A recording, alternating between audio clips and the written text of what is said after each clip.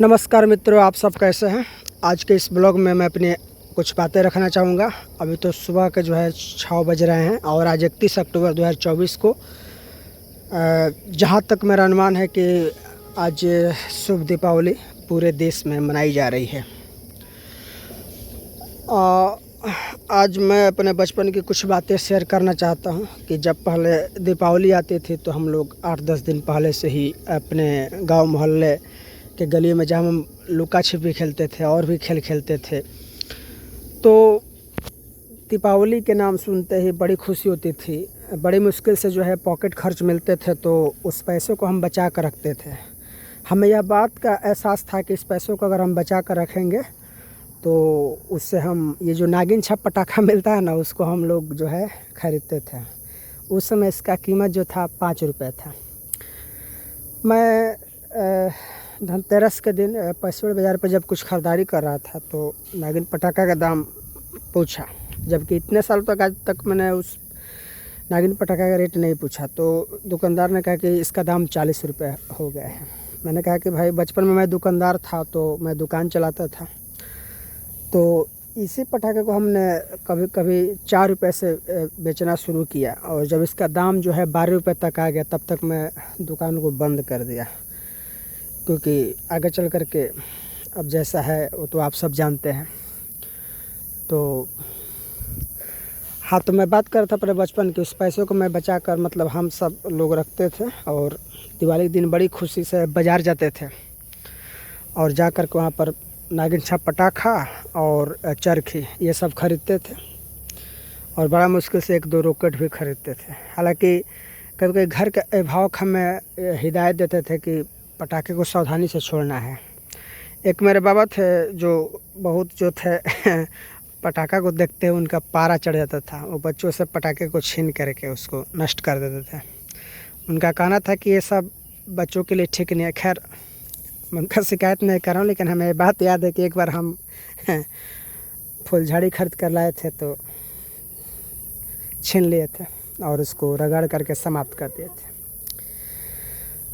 तो ये सब बचपन की यादें हैं जो मैं आप लोगों से शेयर करता हूँ। और एक बात और बता रहा हूँ कि ये हम लोग को कंदील बनाने का शौक़ शुरू से ही अच्छा बना रहा।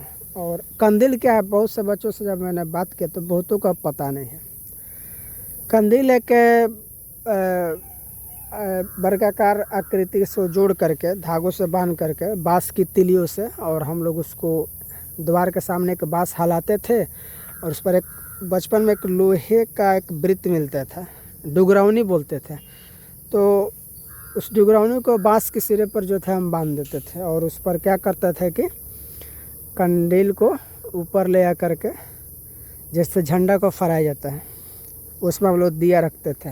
उस दिया में भी था सरसों तेल। समझ लीजिए कि आज मिल गया पर्व के दिन, कोई बात नहीं। अब अगले दिन था उस समय सरसों तेल की भी थी कमी थी, इसलिए जल्द उतना नहीं मिलता था जलाने के लिए रोज रोज। लेकिन माँ कहते थे कि इसको कम से कम 1.25 महीने तक कंदील जलना चाहिए, कंदील में का जो दीपक है।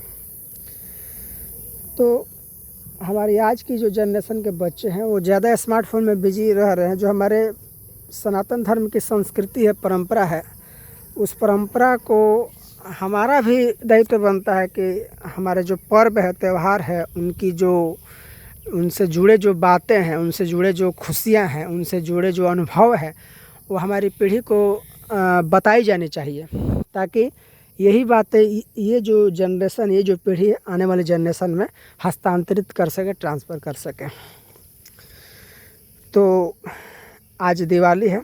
आज मैंने अभी स्नान कर लिया और आज सोचा कि आज मुझे 3 बार स्नान करना है। क्यों? क्योंकि सनातन में एक त्रिसंध्या काल होता है ना, उसमें 3 बार स्नान करना पड़ता है। आज तो ड्यूटी नहीं जाना, इसलिए आज 3 बार स्नान करने का मौका मिलेगा। एक स्नान मैं दोपहर के 12 बजे करना चाहूँगा और एक दूसरा स्नान चाहूँगा कि सूर्यास्त के पहले हो जाए। तो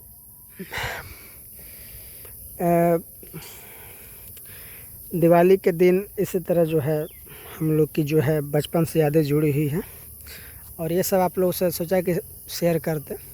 सामने सूर्य भगवान प्रकट हो चुके हैं आदित्यम नमस्कारम कुर्वन्ति दिने दिने जन्मशस्त्रेषु दारिद्र्यम नुपजायते। अर्थात अगर आप सूर्य भगवान को प्रतिदिन नमस्कार करेंगे तो आपका जो भी अगला जन्म होगा उसमें जल्दी दरिद्रता का सामना नहीं करना पड़ेगा। इस मंत्र से हमें ये पता चलता है। तो फ्रेंड्स, ये कैसा लगा हमारा ये आज का ब्लॉग? लाइक करें, शेयर करें और कमेंट करें। आपके लाइक करने से हमारा उत्साह बढ़ता है। जय हिंद, जय भारत। शुभ दीपावली, सर्व मंगलमय दीपावली। सारे भारतवासियों के लिए यह दीपावली मंगलमय हो।